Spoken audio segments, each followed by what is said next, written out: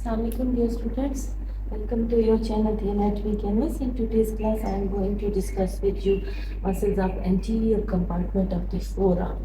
So muscles of the anterior compartment of the forearm are basically divided into two groups, the 5 muscles which are present in superficial group and 3 muscles which are present in the deep group. So first I will show you the muscles which are present in the superficial group. Here you can see this one muscle is the pronator teres muscle.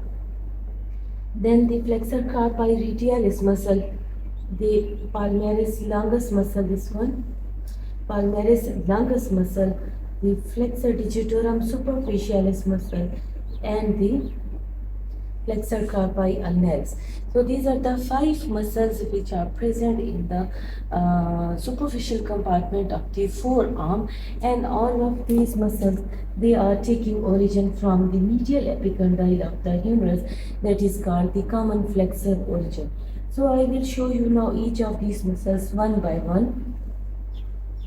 First I will highlight the pronator teres muscle, and then we'll add the skeleton to it. And here you can see that this muscle, the pronator teres muscle, is taking origin from the common flexor origin, that is the medial epicondyle of the humerus, and it is inserted over here into the middle of the lateral aspect of the shaft of the radius. So this is the medial epicondyle of humerus, and this is the lateral aspect of the shaft of the humerus. This one is the middle part of the shaft of the humerus. This muscle is the pronator teres muscle, and this muscle, as name show, it is the main pronator of the forearm.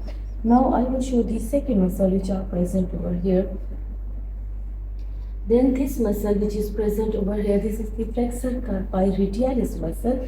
I will highlight this muscle to show you its origin and insertion. So here you can see again that this muscle is taking origin from the medial epicondyle, that is the common flexor origin, and this muscle divides into two, its tendon divides into 2 slips, and with the help of these 2 slips it is inserted into base of the second and third metacarpal bone.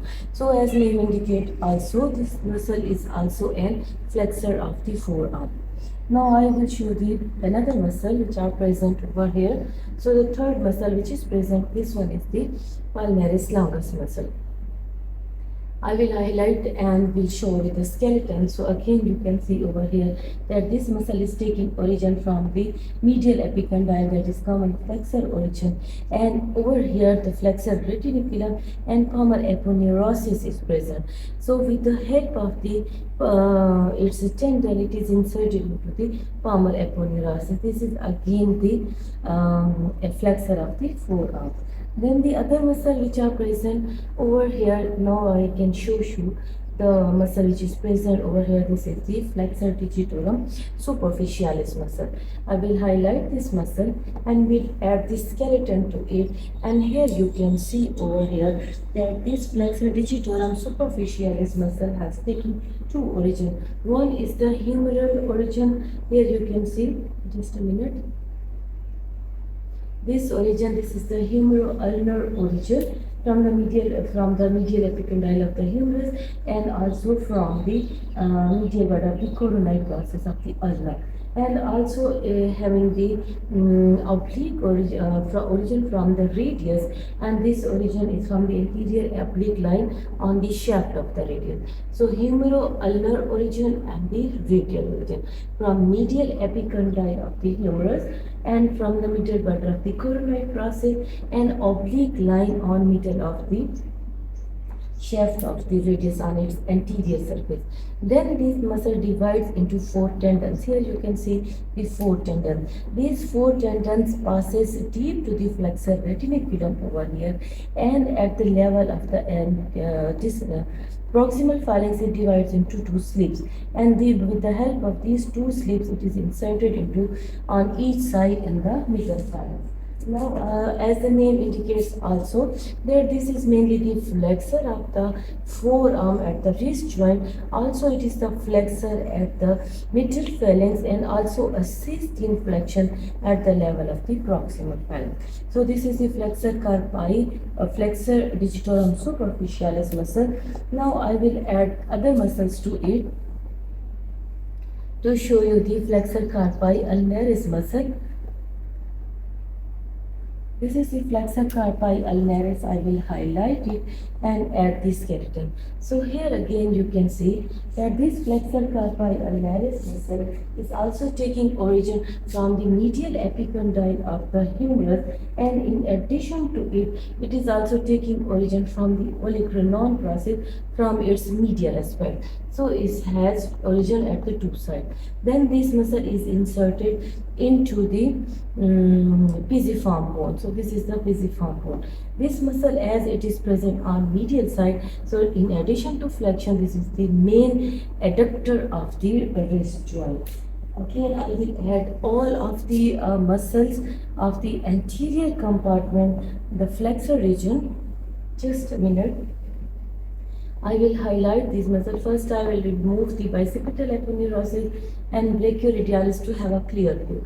Now, this is the flexor pronator teres muscle, the flexor carpi radialis muscle, the palmaris longus muscle, then the flexor carpi ulnaris, and the flexor digitorum superficialis. Now I will first highlight these muscles, then adding skeleton to it. Now you can see this muscle, the pronator teres muscle, is basically the pronator of the forearm.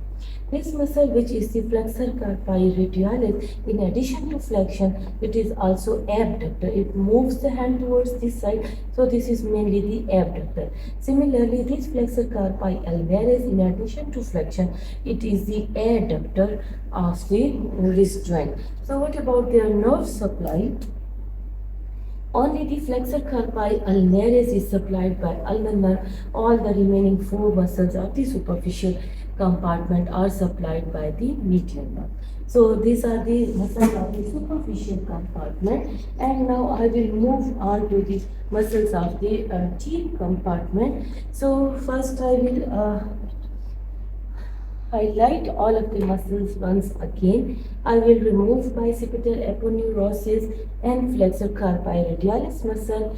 Then I will remove the muscles of the anterior superficial muscles of anterior compartment over here. Also the flexor carpi ulnaris. These five muscles I will remove. Now I will show the three muscles which are present in the deeper compartment. So these three muscles are: first, this is the flexor pollicis longus muscle. Then this muscle is the pronator quadratus muscle, and this is the flexor digitorum profundus muscle.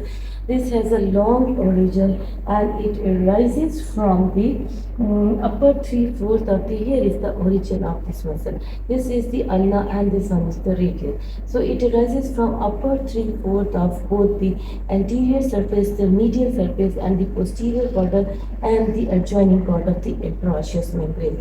This muscle then pierces the tendon of the, passes between the tendon of the flexor digitorum superficialis, and then it is inserted into the distal phalanx, the base of the distal phalanx. Now the next muscle, which is the flexor pollicis longus, and this flexor pollicis longus muscle taking origin from the upper 3/4 of the anterior surface of the shell. So this is the upper 3/4 of anterior surface of shell. In addition, it is also taking origin from the interosseous membrane, which is present between the radius and ulna, and this muscle is again inserted into the, it passes deep to the flexor retiniculum and inserted into the distal phalanx. So here it is passing deep to the flexor retiniculum and inserted into distal phalanx. Now the pronator quadratus muscle, here it is present. This pronator quadratus muscle is arising from the, just a minute.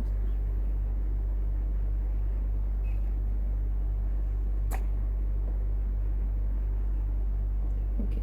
This pronator quadratus muscle is arising from the lower 3/4 of the radius by an oblique line, and it is inserted into the ulna, that is the superficial fiber into lower 1/4 and deep fiber into a triangular area.